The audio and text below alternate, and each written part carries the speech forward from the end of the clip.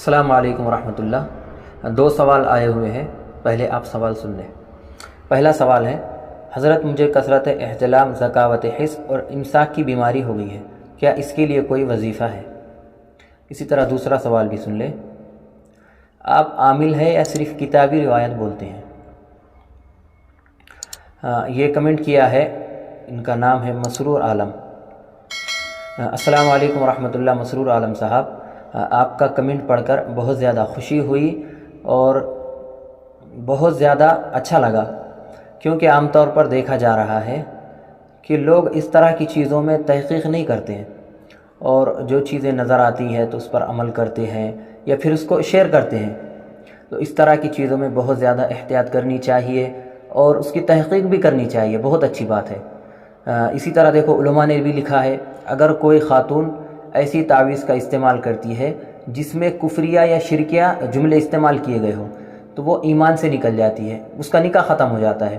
تو یہ بہت غور و فکر کرنے کی بات ہے۔ آپ نے یہ کمنٹ کیا، اس کو دیکھ کر پڑھ کر الحمدللہ بہت زیادہ مجھے خوشی ہوئی۔ اللہ آپ کو بہت خوش و خرم رکھے اور آپ کی عافیت کے ساتھ عمر کو دراز فرمائے۔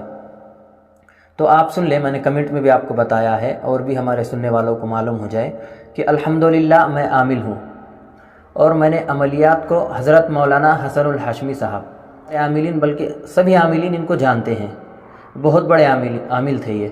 تقریباً انہوں نے عملیات 50 یا 60 سال تک کیا ہے، اور حضرت کی ہزاروں کتابیں عملیات پر اب تک چھپ چکی ہے۔ ماہنامہ طلسماتی دنیا جو نکلتا ہے وہ حضرت ہی کا نکلتا تھا، اب تو حضرت انتقال کر گئے، اللہ ان کی مغفرت فرمائے، اور انہوں نے جو اپنے شاگرد بنائے ہیں ان شاگردوں کو آخرت کا نجات کا ذریعہ بنائے۔ تو ان سے میں نے 2 سال تک عملیات کو سیکھا ہے، اور عملیات انہی سے سیکھنے کا آگے سلسلہ جاری تھا، لیکن حضرت بہت زیادہ مصروف رہتے اور سفر پہ رہتے، تو میں انہی کی نگرانی میں 2 سال تک دیوبند میں رہ کر سیکھا ہوں۔ تو بعض مرتبہ ایسا ہوتا کہ کچھ چیزیں سمجھ میں نہیں آ رہی ہے، کچھ عمل وغیرہ کے بارے میں پوچھنا ہے، تو حضرت کے پاس جب جاتا تو حضرت کے پاس وقت نہیں رہتا تھا، کیونکہ بہت بڑے آدمی تھے۔ تو پھر میں نے 2 سال کے بعد عملیات سیکھنا شروع کیا حضرت مولانا سہیل صاحب جالونی، جن کے ہندوستان میں، اور یہ شاگرد ہیں حضرت مولانا مفتی ابراہیم صاحب برما کے۔ تو ان سے میں نے الحمدللہ دیوبند میں رہ کر 1 سال تک عملیات کو سیکھا ہے، اور انہی سے اب تک میرا یہ روحانی سلسلہ جاری ہے۔ تو آپ دعا فرمائے، اللہ مجھے ثابت قدم رکھے اور ایسے کام سے بچائے جو شریعت کے خلاف ہو۔ تو یہ کمنٹ پڑھ کر بہت زیادہ خوشی ہوئی۔ اب آگے اور ایک جو سوال ہے اس کا بھی آپ جواب سن لیں۔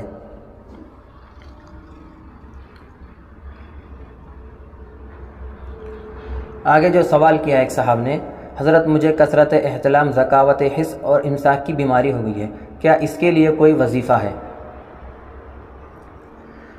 اس کے لیے آپ جب سونے کا ارادہ کر لے تو سورہ طارق کو پڑھ لے۔ اسی طرح اگر کسی شخص کو احتلام کی بیماری نہیں ہے، اگر وہ شخص اس عمل کو کرتا ہے تو اسے احتلام نہیں ہوگا، اور اگر کوئی شخص پہلے سے ہی اس بیماری میں مبتلا ہے تو انشاءاللہ اس کی بھی یہ بیماری ختم ہو جائیں گی۔ یہ بہت مجرب عمل ہے۔ تو سونے سے پہلے آپ سورہ طارق کو پڑھا کریں۔ اسی طرح آپ جب سونے کا ارادہ کریں، بستر پر چلے جائے تو شہادت کی انگلی سے اپنے سینے پر عمر لکھے، اس طرح عمر، اور سو جائے، اور آپ کی جب بھی آنکھ کھل جائے رات میں اس وقت عمر لکھے، اس وقت بھی آپ اپنے سینے پر عمر لکھے۔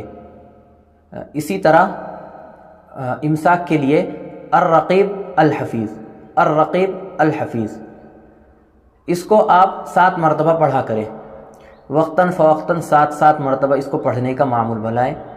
اور پھر آپ جب بیوی سے ملنے کا ارادہ، صحبت کرنے کا ارادہ کریں، تو آپ اپنے کمر پر ایاک نعبد و ایاک نستعین، اس کو ایک پیپر پر لکھ لے، اس کی تعویذ بنا لے اور اپنے کمر پر باندھ لے، اور پھر آپ اپنے بیوی سے ملے۔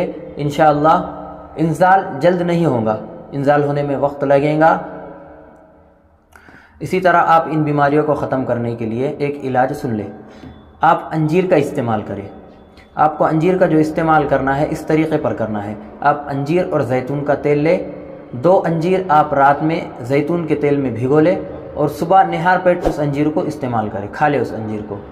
اس عمل کو آپ 40 دن کریں، انشاءاللہ بالکل آپ کا یہ مرض ختم ہو جائے گا۔ اسی طرح آپ کلونجی اور شہد کا استعمال کریں۔ کلونجی کو تھوڑا سا آپ پیس لیں اور اس کا تھوڑا سا تیل نکل جائے جب، اس میں شہد ملا لیں اور آپ اس کلونجی کو استعمال کریں، تو انشاءاللہ ان دونوں چیزوں سے آپ کا مرض بالکل ختم ہو جائے گا۔